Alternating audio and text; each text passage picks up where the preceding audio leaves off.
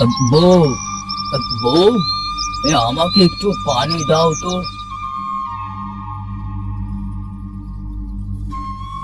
এই নাও পানি।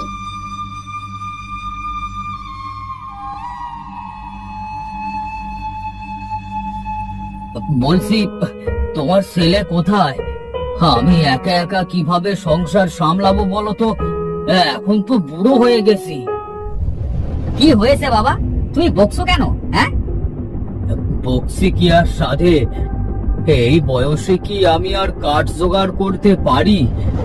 বলি, বয়স তো আর কম হলো না, এখন তো একটু কাজ করতে পারিস। ঠিক আছে বাবা, আজ থেকে আমিই কাঠ কাটবো। তুমি দুদিন আমার সাথে যেও, আমি শিখে গেলে তোমাকে আর যেতে হবে না। এতটুকু ছেলেকে দিয়ে কি কাজ করাবে? আর একটু বড় হলে তো হতো। কি করব গিন্নি, এখন যে শরীর আর চলছে না।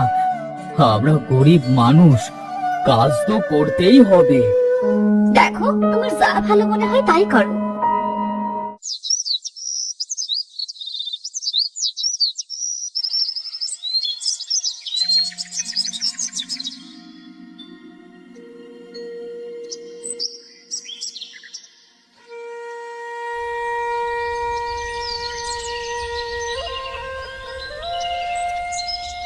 মহিন, এই যে বাবা, এই গাছটা থেকে কাঠ কাঠ। ঠিক আছে বাবা।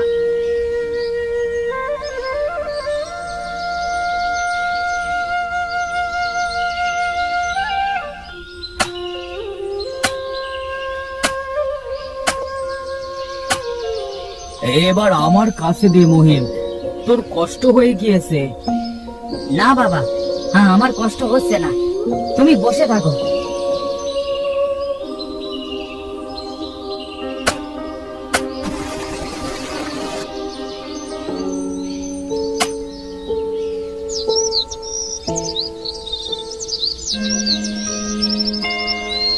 অনেক কাঠ কেটেছিস, এবার বাড়িতে চল।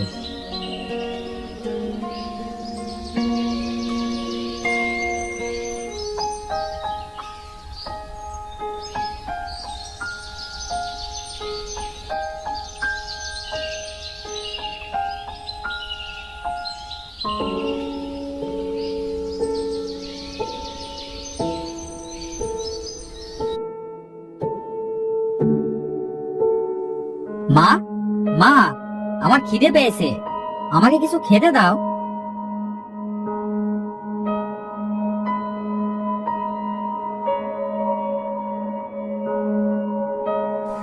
এই নে বাবা, ঘরে শুধু মুড়ি আছে। কাল তো তোর বাবা কাঠ কাটতে পারেনি, সেই জন্য আজ বাড়িতে কোনো খাবার নেই। এই মুড়িগুলো তুই আর তোর বাবা খা। ঠিক আছে মা। বাবা, তোমাকে কাল থেকে আমার সাথে কাঠ কাটতে যেতে হবে না, আমি একাই যাব। তুই একা পারবি না বাবা মহিন। কেন পারবো না বলো তো? আমি ভাবছি কালকে নদীর ওপারের জঙ্গলে যাব কাঠ কাটতে। না বাবা, তোকে ওই জঙ্গলে যেতে হবে না। শুনেছি ওই নদীর পাড়ের জঙ্গলটা তেমন ভালো না। কে বলেছে তোমাকে মা? সব মিথ্যে কথা। সাবধানে যাস তাহলে বাবা। মা, বাবা, আমি কাঠ কাটতে গেলাম। বাবা, নদীর ওপারে না গেলে হয় না? মা, আমরা গরিব, আমাদের কি কাজ না করে ভয় পেয়ে পিছিয়ে গেলে চলবে? আচ্ছা বাবা, তুই যা, সাবধানে যাস কিন্তু।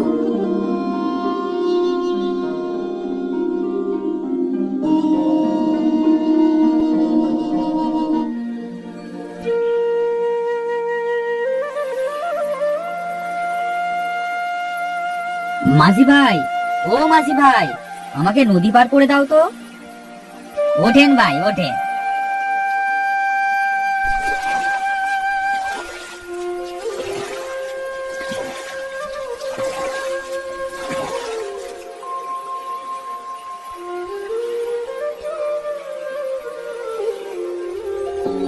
এই জঙ্গলে তো অনেক কাঠ, আরো ভিতরে যাই, দেখি। আরে ওটা কি? মনে হচ্ছে একটা হরিণ। হরিণটার তো শরীর খারাপ মনে হচ্ছে, দেখি তো।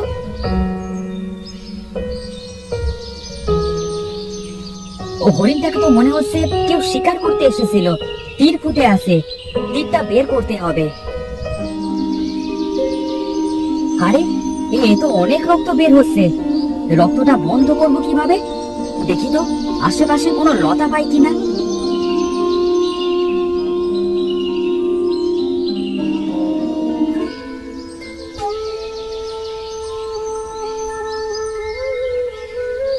এই তো, আর রক্ত পড়ছে না দেখছি, একটু পানি খাইয়ে দিই। এবার আমি কাঠ কাটতে যাই, অনেক দেরি হয়ে গেছে।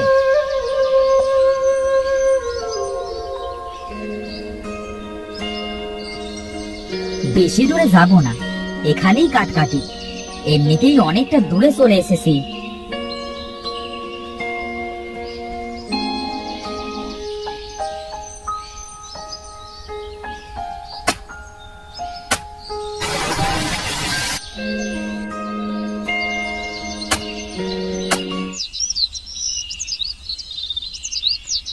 আজ অনেক কাঠ কেটে ফেলেছি, খুব ক্লান্ত লাগছে আমার।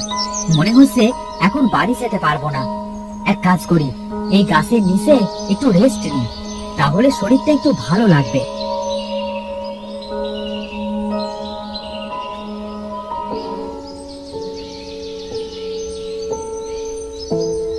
মাহিম, ওঠো। কে ডাকছে আমাকে? কে ডাকছে? আমি মাহিম, যাকে তুমি প্রাণে বাঁচিয়েছিলে। তুমি তো একটা হরিণ, তুমি কথা বলছো কিভাবে? আমি হরিণ নই, আমি একটা পরী। আরে তুমি সত্যিই তো একটা পরী, তবে তুমি হরিণ হয়েছিলে কেন? এক শয়তান ডাইনি আমাকে হরিণ বানিয়ে দিয়েছিল। তুমি তো পরী, তোমার তো অনেক শক্তি, তুমি ডাইনিটাকে শাস্তি দাওনি কেন? তখন আমি আমার শক্তি ব্যবহার করতে পারিনি, কারণ আমি ছোট ছিলাম। শয়তান ডাইনিটি আমার শরীরে তীর ফুটিয়ে রেখেছিল, যাতে আমি হরিণ থেকে পরী হতে না পারি। তোমাকে অনেক ধন্যবাদ, তুমি আমার পরীরূপ ফিরিয়ে দিয়েছো।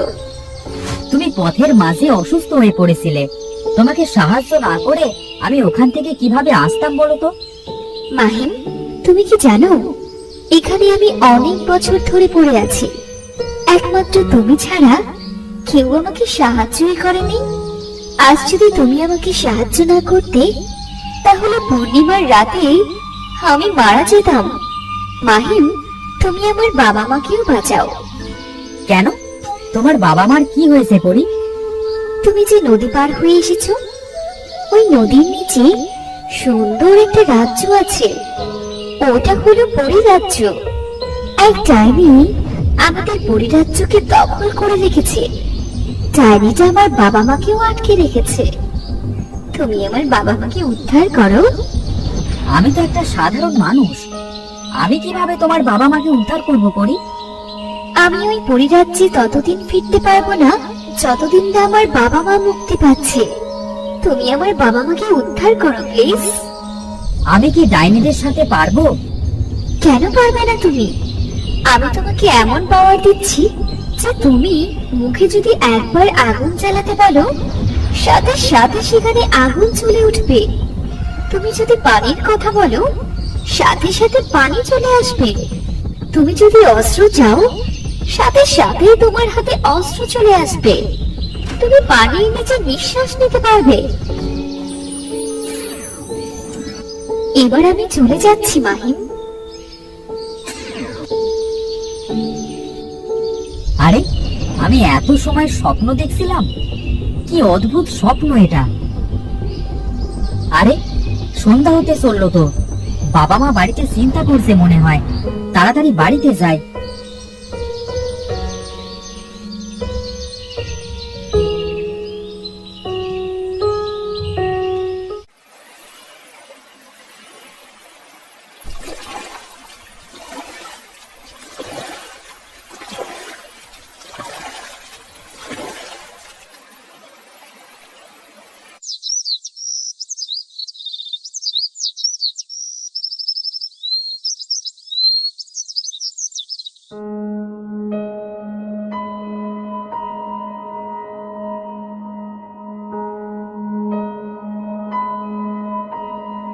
মা, মা, খুব খিদে লেগেছে, কিছু খেতে দাও তো।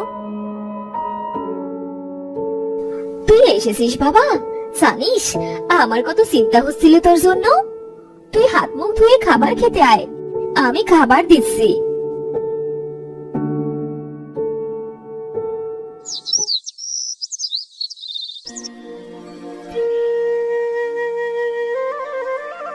এই নে বাবা খাবার, খেয়ে একটু ঘুমিয়ে নে।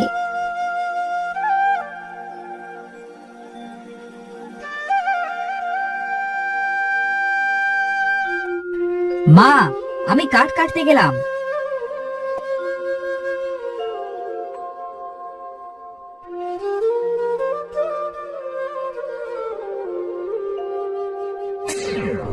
বাহিন, কোথায় যাচ্ছ তুমি? আমি তো কাঠ কাটতে যাচ্ছি, আপনি কে? আমি হলাম এক তান্ত্রিক সাধু। আমি তোমার কাছে এসেছি। কেন এসেছেন সাধু বাবা? মাহির, তুমি কাল একটা স্বপ্ন দেখেছিলে, মনে আছে? হ্যাঁ সাধু বাবা, আমার সব মনে আছে, কিন্তু ওটা তো স্বপ্ন ছিল একটা।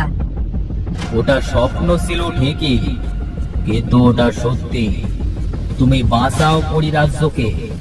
হাতে আর সময় নেই মাহির। পূর্ণিমার রাতের আগেই পরিরাজ্যকে উদ্ধার করতে হবে। আমি কিভাবে যাব পরিরাজ্যে? নদীর ঠিক মাঝখানে দেখবে একটা গোলাকার ঢেউ আছে, ওটাই পরীর রাজ্যে যাবার রাস্তা। সাধু বাবা, আমার কিন্তু খুব ভয় করছে। আমি কি পারবো পরিরাজ্যকে ভয়ঙ্কর ডাইনির হাত থেকে উদ্ধার করতে? কেন পারবে না তুমি? তুমি তো স্বপ্নে অনেক বড় বড় পাওয়ার পেয়েছো, যেটা দিয়ে তুমি শত্রুদের সাথে লড়াই করতে পারবে। সাধু বাবা, আমি রাজি। আমি আজকেই এখনই যাব পরিরাজ্য ও পরিদের উদ্ধার করতে। আমি চাই না পরিরাজ্যের কোনো ক্ষতি হোক। সাবধানে যাবে। পরিরাজ্যে যাবার পথে অনেক বিপদ আসবে। তোমাকে সকল বিপদের সাথে যুদ্ধ করে তারপরে পরিদের উদ্ধার করতে হবে। ঠিক আছে সাধু বাবা।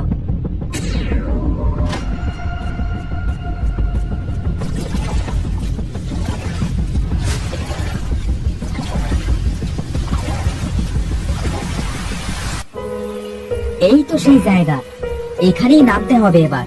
আমি নামি।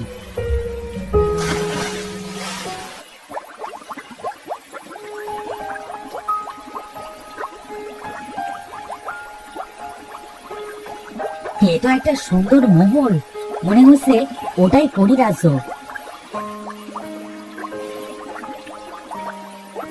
কে রে তুই? তোর এত বড় সাহস, এখানে এসেছিস?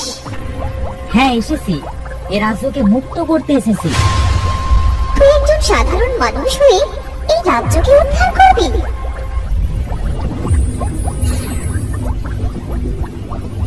সাপটা তো মরে গেল, এবার ভিতরে যাই।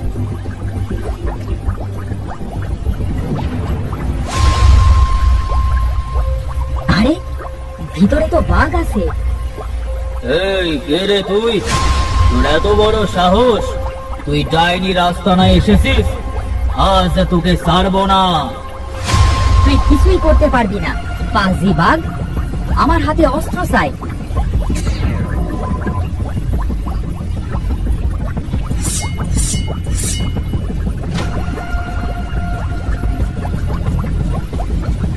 এই রে, সিংহ আসছে মনে হচ্ছে।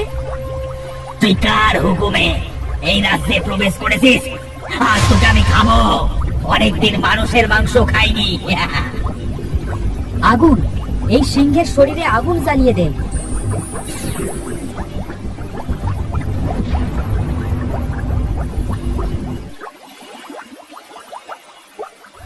আমার রাজ্যে তুই কিভাবে? আজ আমি তোকে খাবো। আমি এখানে পরীর রাজ্যকে উদ্ধার করতে এসেছি। পুচকে ছোড়া নাকি করবে রাজ্য উদ্ধার? এই রাজ্য আমার, এইখানে ডাইনিরা থাকবে। বাঁচতে চাইলে এখনই এখান থেকে চলে যা। আমি যখন এসেছি এই রাজ্যকে উদ্ধার করে তবেই আমি ফিরবো।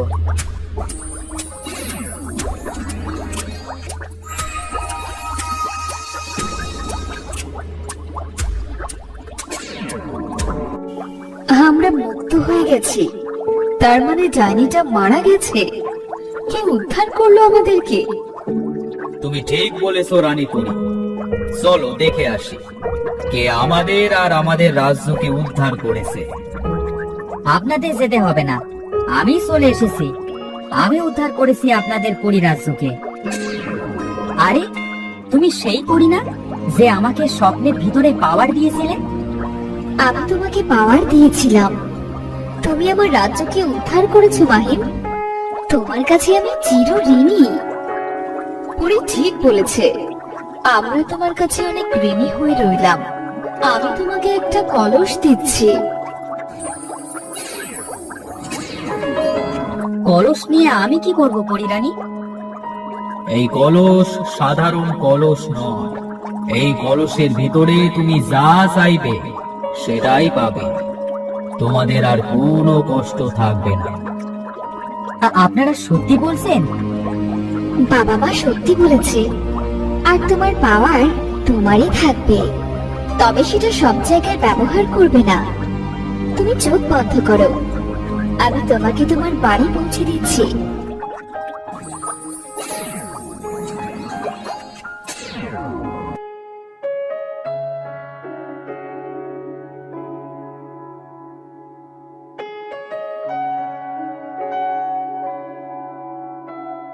আমাদের আর কোনো কিছুর অভাব হবে না, দেখবে তুমি। কলস, আমাকে কিছু মোহর দাও তো।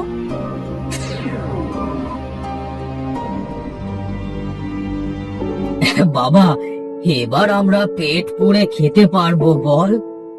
হ্যাঁ বাবা, এবার আমরা পেট পুড়ে খেতে পারবো।